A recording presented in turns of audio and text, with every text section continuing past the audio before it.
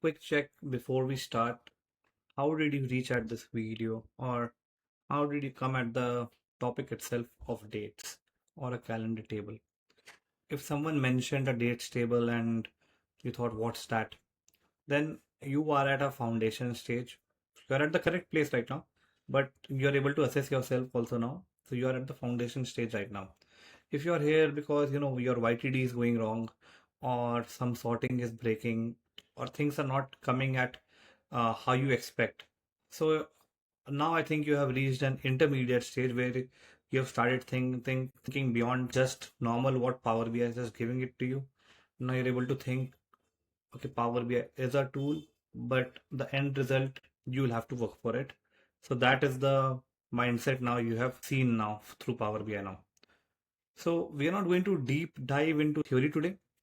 The why, we'll get there later, video by video, problem by problem, it will all make sense. Right now, we are just going to build one. So let's go there. Yes.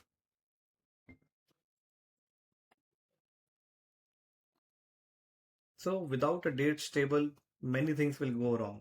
And the problem is that you won't even notice it because there will be no notification coming to you that this is wrong or this is an error.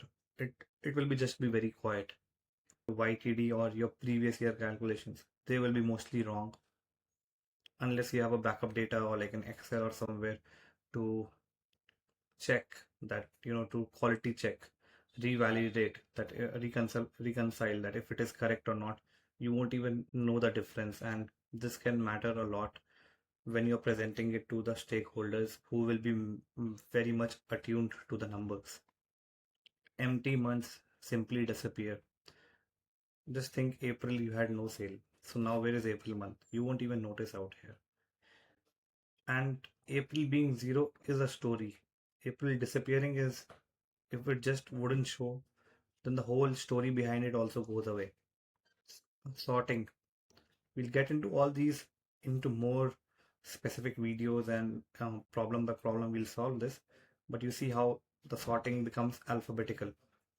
If you have an order date or a delivery table, two tables, or like a purchase or sales table, then what date should work and how it should work, that gets compromised.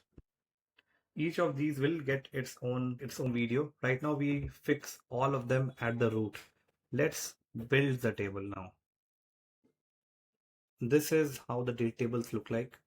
Looks like date, day name, weekday number, month name, month number, all sorts.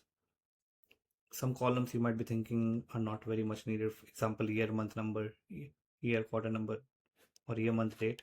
It is my job now here to convince you that this is very important. And again, many columns are still needed, which is not covered here. That comes when you get more into deep dive of Power BI and challenges, and the projects that you get. But overall, how this is the code. The why and the how of the code is not important right now. This is the code that is there. Okay. And we'll get into this in more detail, what each line of code is made of. We'll get into it. Please feel free to download the code from the description below. And now we get to the next videos in which we are discussing step by step each issue and getting into more about the theory and the logic, why the issue or why the error is happening in the first place. So this will help us in understanding more about Power BI and anticipate more future problems altogether in a proactive manner.